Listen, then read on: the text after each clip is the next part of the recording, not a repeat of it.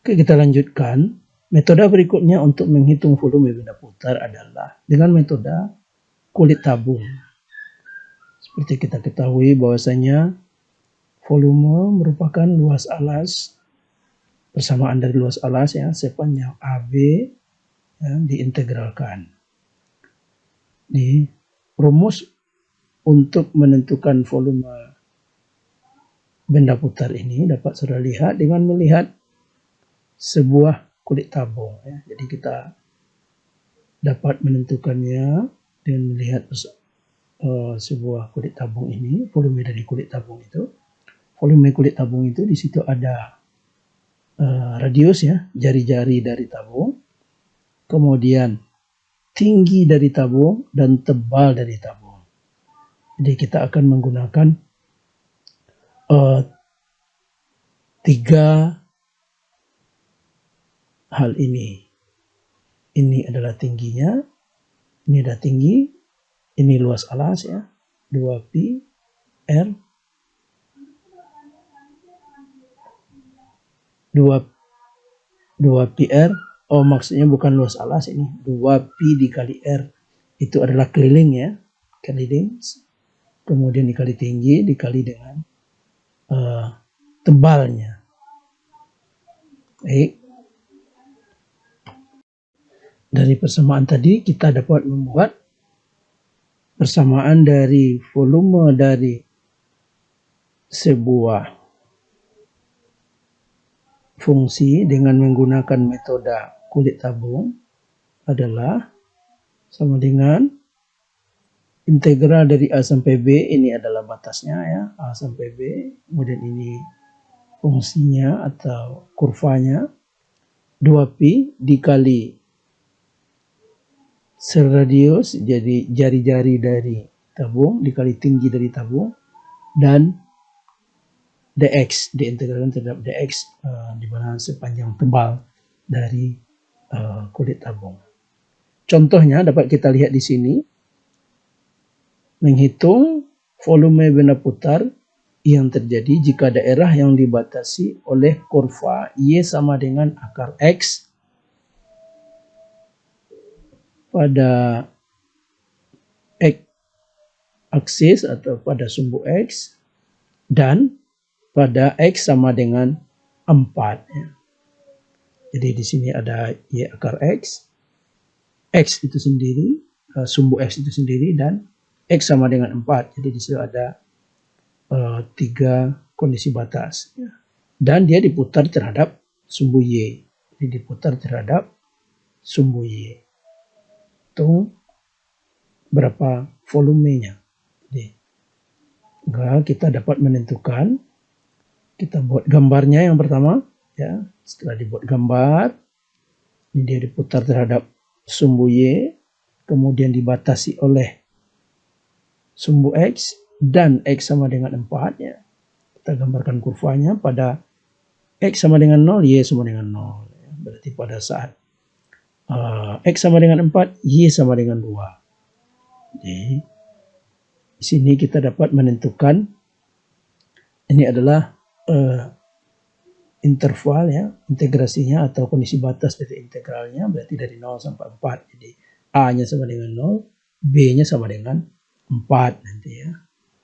Jadi kemudian ini adalah radiusnya ya, karena dia diputar terhadap sumbu Y, jadi jaraknya terhadap sumbu Y. Kemudian ini adalah tinggi dari tabung, ini radius, ini tinggi ya. Kemudian ini 0 sampai 4 jaraknya, berarti dx-nya. Dan tinggal kita masukkan ke rumus ya.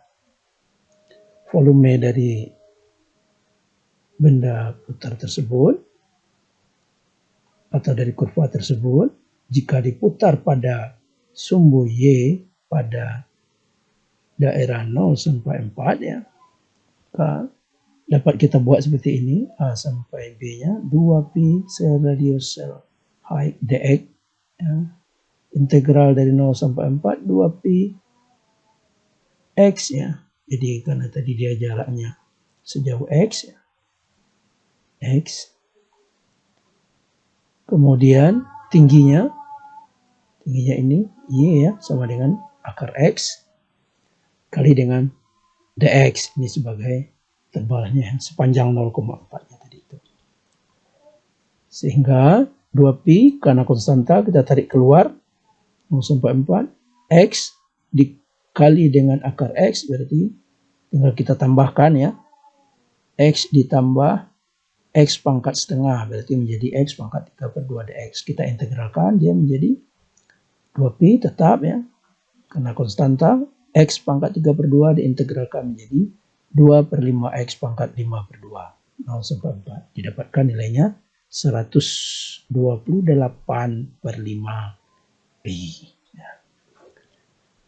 Dan contoh berikutnya, benda putar yang terjadi ya, di sini masih sama Y sama dengan akar X, dibatasi oleh sumbu X juga, dan juga garis X sama dengan 4.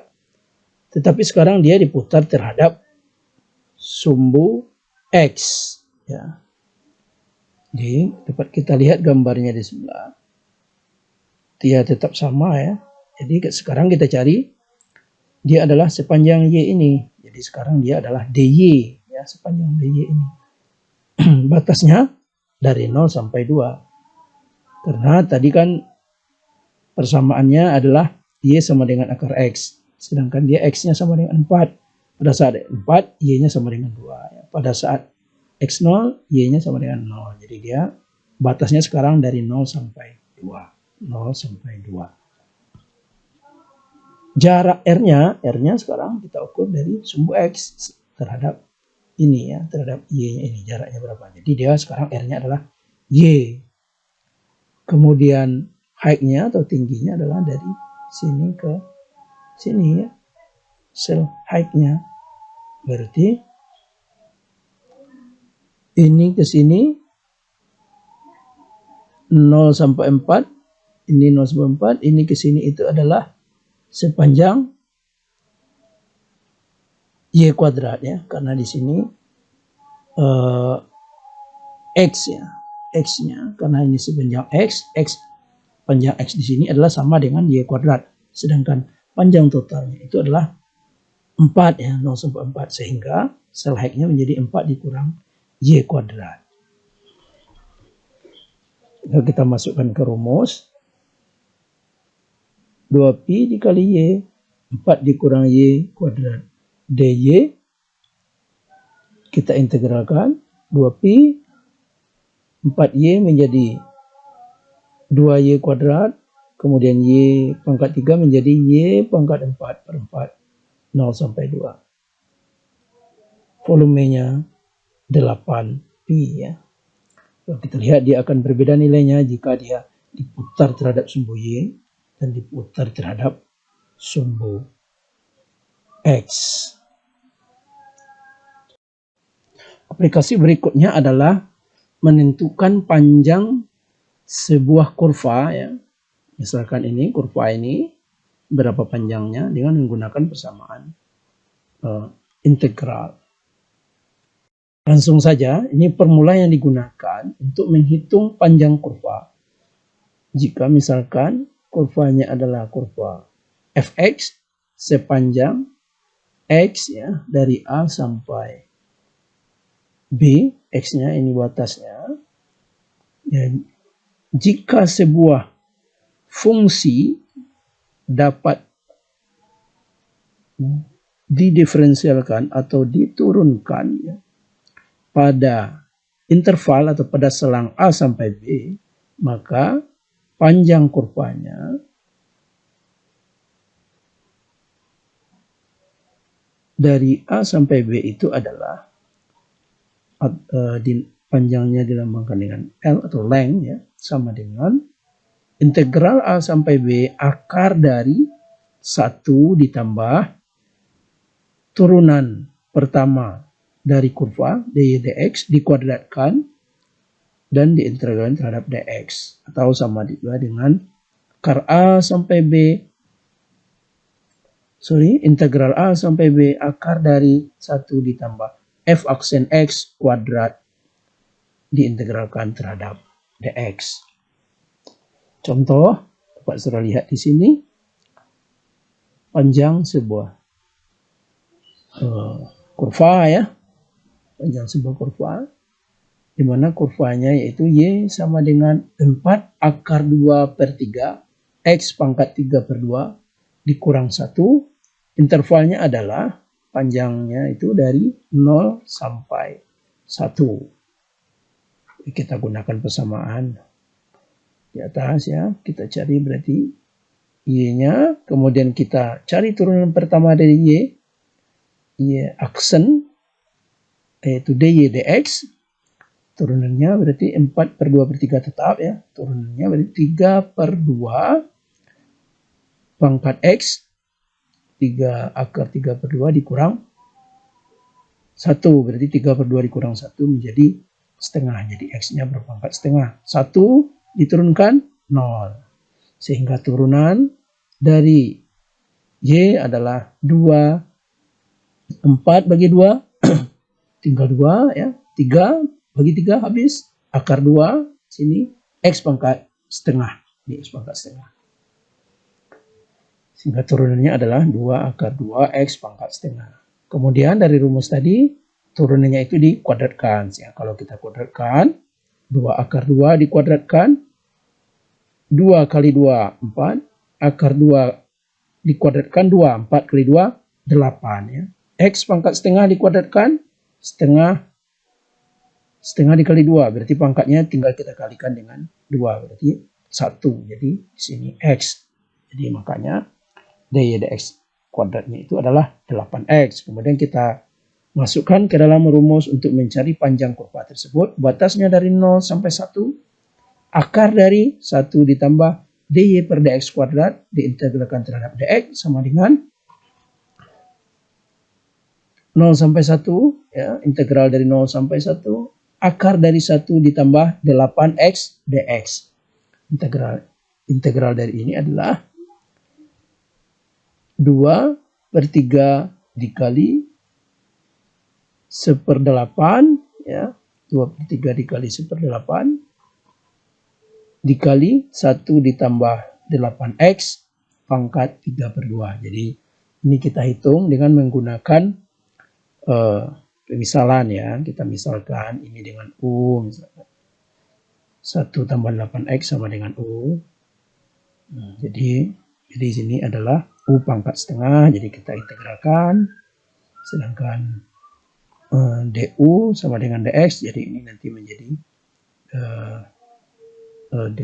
du di sini ya, berarti U pangkat setengah du, kemudian ini du per dx-nya menjadi 1/8 ya, karena ini turunan du per dx adalah turunan dari ini sama dengan 8, jadi du sama dengan dx sama dengan du per 8. Makanya di sini dia menjadi 1/8. 2 per 3 turunan dari U pangkat setengah 1 per 1 ditambah setengah 3 per 2 ya. 1 per 3 per 2 sama dengan 2 per 3. Makanya di sini dia menjadi 2 per 3. Jadi untuk penurunan lengkapnya, integral lengkapnya, saudara hitung. Ini adalah integralnya dilakukan secara langsung ya, tanpa detail gitu. Jadi kalau saudara membuat di catatan, saudara detailkan untuk integralnya. Ini batasnya 0 sampai 1.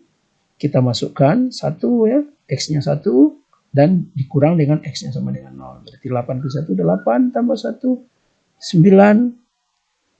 Akar 3 per 2 dari 9 ya, 9 itu 3 pangkat 3 ya, jadi dapat kita keluarkan nanti, kemudian dikali dengan 1/8, 8 berarti 2 per 24 ya, 2 per 24 menjadi 1 per 2 menjadi 1 per 12 ya. Kita selesaikan dengan ini nanti didapatkan hasilnya lebih kurang 13/6 luasnya. Panjang dari kurva tersebut. Jadi untuk detailnya saudara hitung ya. Kemudian formulanya jika panjang kurvanya adalah dalam Y ya. Kalau tadi dia dalam fungsi fx, kalau sekarang dia dalam fungsi y, jadi dilambangkan di sini gy. Secara rumus dia sama ya. Jadi saudara tinggal turunkan yang gy itu terhadap dy-nya karena dia dy sekarang ya, jadi diturunkan terhadap dy. Jadi dx dy, kalau yang tadi y per dx, kalau sekarang dx per dy karena dia panjangnya itu kita hitung menggunakan kurva gy, bukan lagi kurva yang dalam arah x ya. Sekarang dia dalam arah y. Secara rumus dia hampir sama ya. Kemudian ini contohnya, y sama dengan x per 2 pangkat 2/3 dari x sama dengan 0 sampai x sama dengan 2. Kita turunkan ya, dy dx ini. Kemudian kita rubah dia menjadi dalam arah y sekarang ya. Jadi dalam arah y. Kemudian dia dibalik. Kalau yang sebelumnya dia dalam arah x, sekarang kurvanya menjadi dalam arah y ya. Jadi fungsinya dalam fungsi y. Kalau sebelumnya fungsinya dalam fungsi x, sekarang kita rubah x-nya yang menjadi kurva ininya, kurva yang akan menentukan panjangnya itu. Jadi fungsinya sekarang adalah variabelnya dalam variabel y. Fungsinya dalam berubahnya terhadap y. Jadi kita lihat, jadi kita turunkan sekarang x. Kalau yang sebelumnya y yang kita turunkan terhadap x, sekarang x-nya kita turunkan terhadap y. Ya, dari persamaan ini kita turunkan, didapatkan 3y pangkat setengah. Ya, yang ini kita turunkan buat dia 3y pangkat setengah. Kita masukkan ke rumus. Ya, kita masukkan ke dalam rumus 1 akar dari 1 ditambah dx per dy kuadrat terhadap dy ya. Masukkan 1 ditambah 9y turunannya tadi. Ini ya, dx per dy-nya. Setelah masukkan,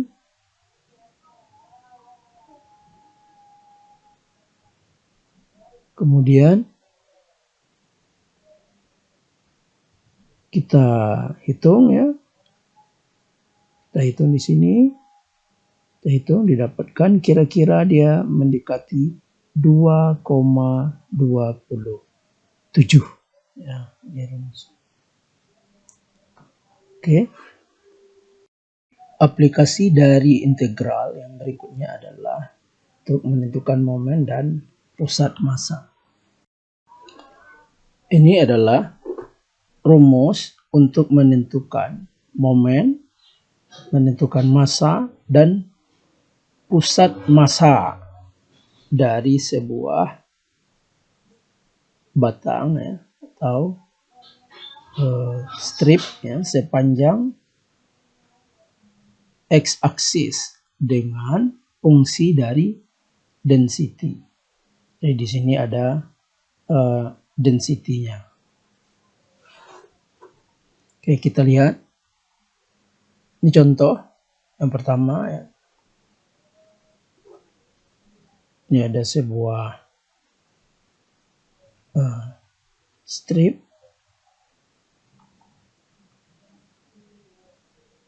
di x-aksis sepanjang x sama dengan A sampai x sama dengan B. Jadi pada gambar ini ya. Nih. Ya. Tunjukkan ya. Masanya di sepanjang x itu adalah A plus B sama dengan 2. Jadi pusatnya itu ditunjukkan, jadi dicari. Ini pusat masanya itu adalah A plus B per 2. Jadi kita lihat di mana kondisi batasnya itu adalah antara A sampai B. Jadi kita lihat di sini momennya ya, momen, karena di sini dia density-nya itu adalah konstan ya, karena density-nya di sini konstan ya. Sini disebutkan the point halfway between A and B. Jadi A sampai B ini dia density dari material itu adalah konstan, sehingga kita masukkan ke persamaan ya. Untuk persamaan momennya A sampai B, density, karena density-nya konstan, dikali X dx ya, rumus untuk menentukan momen. Karena density-nya konstan, kita keluarkan density-nya A sampai B X dx, integralnya adalah setengah X kuadrat. Density batasnya A sampai B, kita masukkan density per 2 ya, setengah ini density per 2 X kuadrat B dikurang A ya, B kuadrat dikurang A kuadrat. Kemudian momennya integral A sampai B density dx, karena density-nya konstan, tinggal kita keluarkan, berarti integral A sampai B dx 1 dx, jadi x ya, tinggal kita ganti x-nya B dikurang A ya, jadi density dikali B dikurang A. Kemudian kita dapat menentukan pusat masanya ya. Rumus pusat masanya tersebut momen dibagi massa ya. Ini density dibagi 2, B kuadrat dikurang A kuadrat, yang ini M massanya, density dikali B dikurang A. Density habis setengah 2 ya, setengahnya kita turunkan, jadi sini B kuadrat dikurang A, B dikurang A. B kuadrat dikurang A kita selesaikan, maka dia akan menjadi A plus B dibagi dengan 2.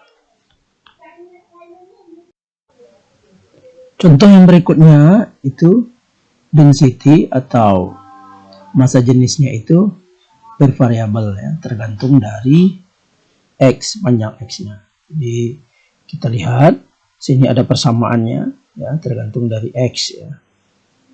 Itu sebuah batang panjangnya 10 meter ya, seperti gambar 6.3.1 ini. Dengan ketebalannya dari kiri ke kanan ya, tergantung dari density, di mana density-nya itu dalam sepanjang X ini dari 0 sampai 10 itu sama dengan 1 plus X per 10 kg per meter. Cari pusat massa dari batang. Solusinya, pertama kita hitung momennya dulu. Momennya berarti dari 0 sampai 10 ya. Atasnya kita integralkan sepanjang X dikali density, dan density X karena density-nya tidak konstan ya, tergantung X ini. Jadi dia ada persamaan X di situ kali dengan dx terhadap dx. Jadi diintegralkan dari 0 sampai 10 terhadap dx. X persamaan density dimasukkan 1 plus X per 10 dx, kita integralkan 0 sampai 10 ya. Masukkan X yang ke dalam, X kuadrat per 10, kita integralkan, integral X setengah X kuadrat, integral X kuadrat per 10 ya, sepertiga X pangkat 3 dikali 1/10, jadi X pangkat 3 per 30. 0 sampai 10. Kita masukkan, ada X sama dengan 10 kuadrat per 2 100 per 2, 50. Ditambah X pangkat 3. X pangkat 3 itu 10 pangkat 3, ya. 1000 per 30, berarti sama dengan 100 per 3. Jadi di sini tulis 100 per 3. 50 ditambah 100 per 3. Samakan penyebutnya sama-sama 3. 50 kali 3.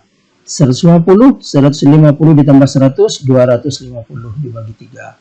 Kilogram per meter. Ini satuan untuk momennya. Kemudian masanya 0 sampai 10 diintegralkan terhadap dx. Densitinya, ya. Persamaan densitinya 1 plus X per 10 dx. Kita integralkan. 1 integralnya X. X per 10 setengah X kuadrat dikali 1/10. Jadi X kuadrat per 20. Kita masukkan persamaannya X 10, ya. 10 kuadrat dibagi 20. 100 bagi 20. 5. 10 tambah 5, 15. Ini 0, ya. Karena 25. 10 tambah 5, 10 tambah 5, 15. 15 dikurang 0, berarti 15 kg. Masanya 15 kg. Nah.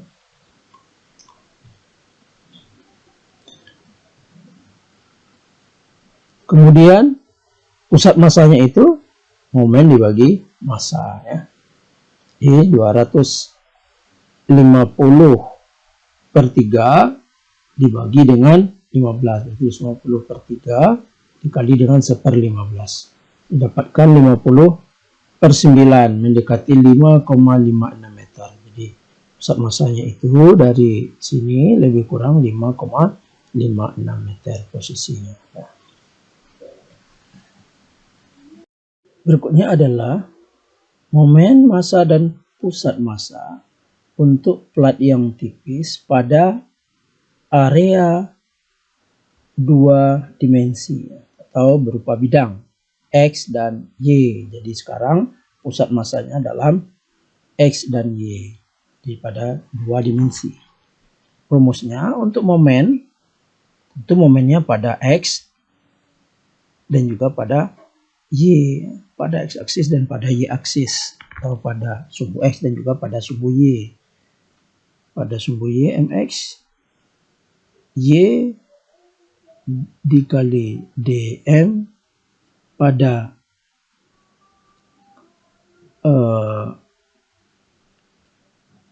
ini pada X, ya. Kalau pada X Y dm, jadi Y-nya yang berubah posisinya, ya. Jadi X-nya tetap. Pada momen pada Y itu X dikali dm. Jadi kalau yang sebelumnya itu dx, kalau sekarang dm. Kemudian masanya ya dm, ya. Kemudian pusat masanya untuk X-nya pada posisi X, my dibagi m. Untuk posisi Y, mx dibagi m. Kemudian kita lihat, ya, contohnya. Ini densitasnya konstan, ya, pada plat, tapi densitasnya konstan. Dapat kita lihat di sini dia plat yang berbentuk segitiga, ya, gambar 6.35 ini, dengan densitinya konstan 3 gram per cm kuadrat. Tentukan momen my pada y-aksis, kemudian massanya, massa dari plat, dan x koordinat, ya, the x coordinate of the plate, center of mass. Jadi dicari pusat massanya pada posisi X. Jadi kalau pada posisi X, tentu dia yang ditentukan adalah MY, ya. Yang pertama tentu kita cari momen pada MY-nya. Momen pada MY, panjangnya lain pada posisi Y itu adalah 2x ya, karena y-nya sama dengan 2x. Lebarnya tentu dx dalam sepanjang dx. Ya. Areanya itu 2x dx, ini area ini ya, 2x dx.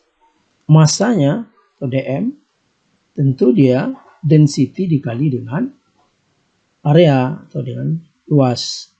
3 dikali dengan 2x dx sama dengan 6x dx. Kemudian jarak dari pusat masanya pada y-aksis, ya, pada y-aksis ini x ya mendekati sama dengan x. Jadi momennya pada y-aksis itu berarti x dm. Jadi kan rumus momen dapat saya lihat di sini tadi x dm ya. Jadi x-nya ini x, jarak dari sini ke sini dm. Sudah lihat x dm-nya itu tentu dia jarak x-nya ini tadi. Jadi tinggal kita masukkan saja x-nya ini ya kira-kira sama dengan x gitu ya. X dikali dm, dm-nya itu tadi adalah ini ya, 6x dx. Jadi x dikali 6x dx, 6x kuadrat dx. Di sini kita dapat menentukan momennya my sama dengan integral dari x dm, di mana jaraknya adalah dari 0 sampai 1 ya. 0 sampai 1, 6x kuadrat dx, jadi x dm 6x kuadrat dx ya. Jadi integral dari 6x kuadrat terhadap dx adalah 2x pangkat 3 ya.